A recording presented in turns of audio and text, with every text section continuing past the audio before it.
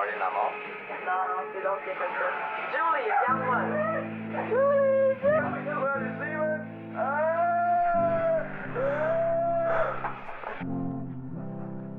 Bon, on s'en va où comme ça? C'est quoi la prochaine étape? On court la nuit en dévalant les pentes de rue d'un quartier qu'on connaît plus ou moins en bouffant de forêt incontrôlable. On enchaîne les paquets de cigarettes en écoutant du Bon Iver pour simplement venir les tuer dans un cendrier qui est déjà bien servi. On se hante de souvenirs parfaits, gravés dans notre mémoire d'une heure où le temps semblait enfin avoir cessé sa course effrénée. La vie met sur notre chemin des inconnus, qu'elle nous laisse côtoyer quelque temps seulement pour les arracher et nous laisser complètement déboussolés. Ces sentiments d'envie, de jalousie, de honte, de nostalgie, de rage ou de peine qui rongent délicatement peu à peu notre cortex cérébral alors que celui-ci nous refait tourner les mêmes films mentaux en boucle comme une vieille salle de cinéma. On s'aime puis on s'haït. On fait l'amour puis on se blesse. Cette étape de notre vie où parfois l'on croit tout savoir, où par jour de pluie nous nous croyons tout puissants, invincibles. Mais tout ça pour venir frapper un mur. Et pour, comme le dit si bien l'expression, apprendre à la dure. Dans le passé, on m'a déjà dit que la jeunesse allait sauver le monde. Mais qui va la sauver, elle? C'est quand notre date d'expiration? Quand est-ce qu'on doit délaisser l'adrénaline ou l'anticipation d'un vendredi soir pour se mettre enfin les deux mains dans la paperasse? Je pense que la plupart d'entre nous redoutent une routine qu'on appelle communément métro, boulot, dodo. C'est quoi l'alternative?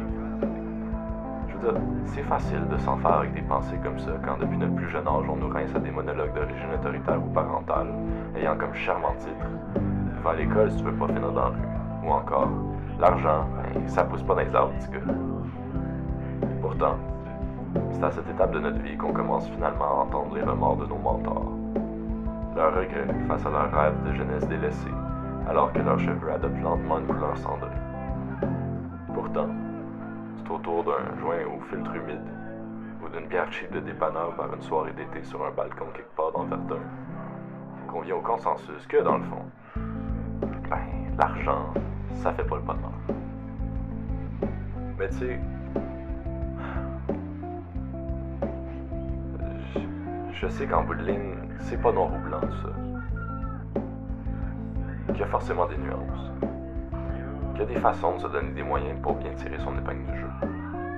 Mais le bémol dans tout ça, c'est l'antagoniste additionnel avec lequel on doit apprendre à faire la paix. Ou comme on dit, faire la part des choses. Le bruit. La petite radio-cassette qui résonne à notre insu dans notre boîte crânienne jusqu'à nous en donner des mots. Crachant des éclats de verre qui s'exclament « Tu seras jamais assez », des poches ou encore des grands classiques comme « T'es un imposteur, tu mérites pas qu'est-ce qui t'arrive ».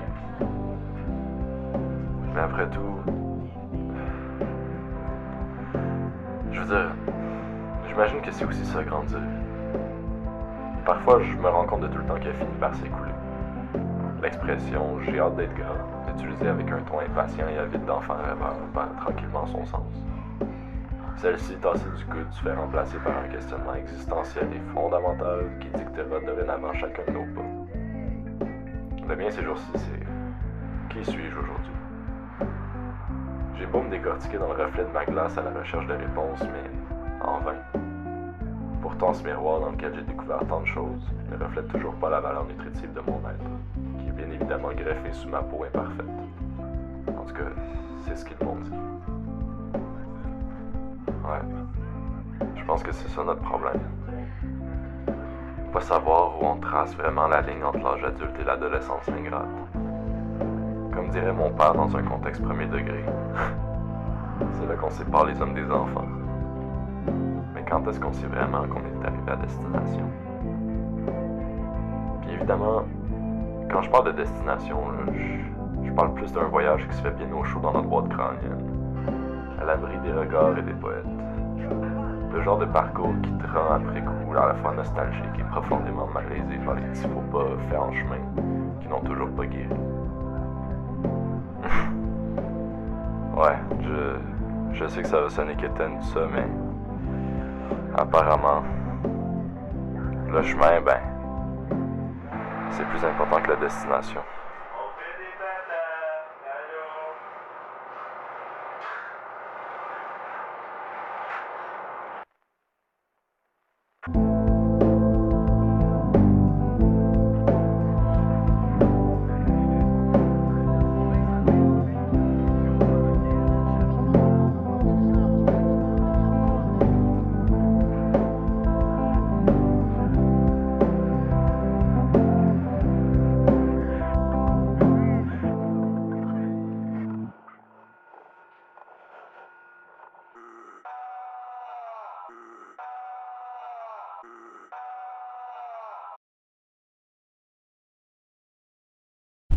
Tabarouette, veux-tu l'éteindre?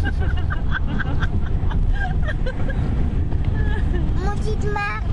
Hein?